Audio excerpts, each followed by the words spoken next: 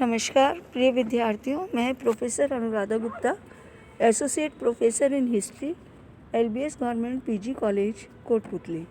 आज के हम इस लेक्चर में बीए पार्ट फर्स्ट ईयर का पेपर फर्स्ट भारत का इतिहास के अंतर्गत मगध साम्राज्य के उत्कर्ष का अध्ययन करेंगे।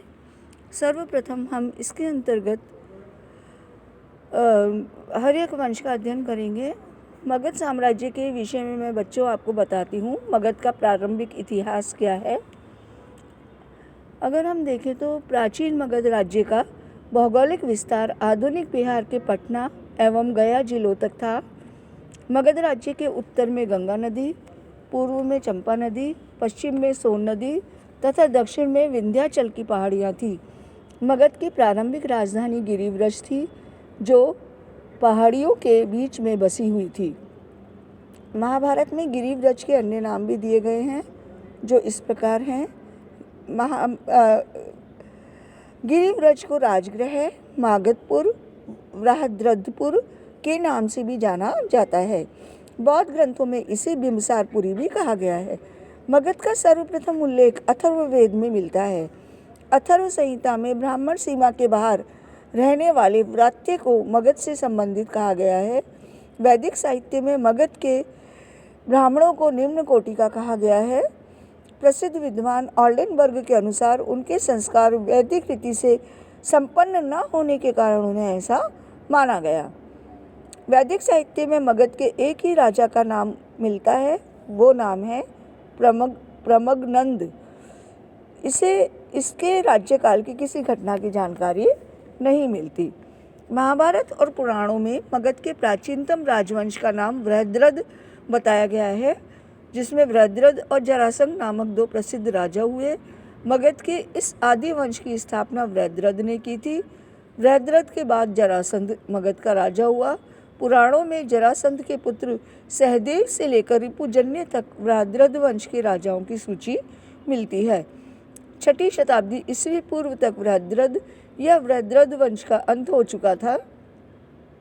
बौद्ध और जैन साहित्य के अनुसार बृहद्रथ वंश के बाद आने वाला हर्यक वंश था और उसका संस्थापक बिंबिसार था, जो महात्मा बुद्ध का समकालीन था। यहीं से मगध जनपद के एक साम्राज्य के रूप में विकसित होने की कहानी प्रारंभ होती है। मगध साम्राज्य के उदय एवं इसके विकास के 3 चरण हैं, जो इस प्रकार हैं। प्रथम चरण में हर्यक वंश आता है, जिसका समय है 545 ईस्वी पूर्व से 412 ईस्वी पूर्व तक। द्वितीय चरण शिशुनाग वंश, जिसका समय है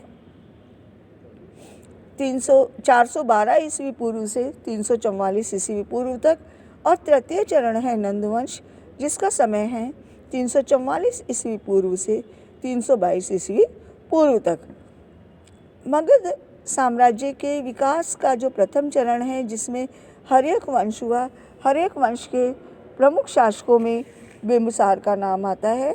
बिंबिसार का समय है 545 ईस्वी पूर्व से 493 ईस्वी पूर्व तक। बिंबिसार के बाद उसका पुत्र अजातशत्रु गद्दी पर बैठा, जिसका समय है 493 ईस्वी पूर्व से 461 ईस्वी पूर्व तक।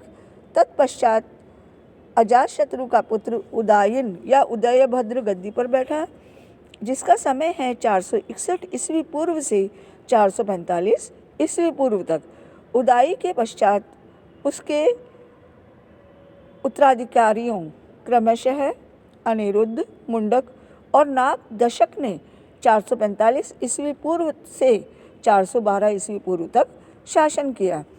412 ईस्वी पूर्व में हर्यक वंश के अंतिम राजा नाग दशक या दर्शक को शिशुनाग ने पराजित कर मगध में एक नए राजवंश शिशुनाग वंश की स्थापना की।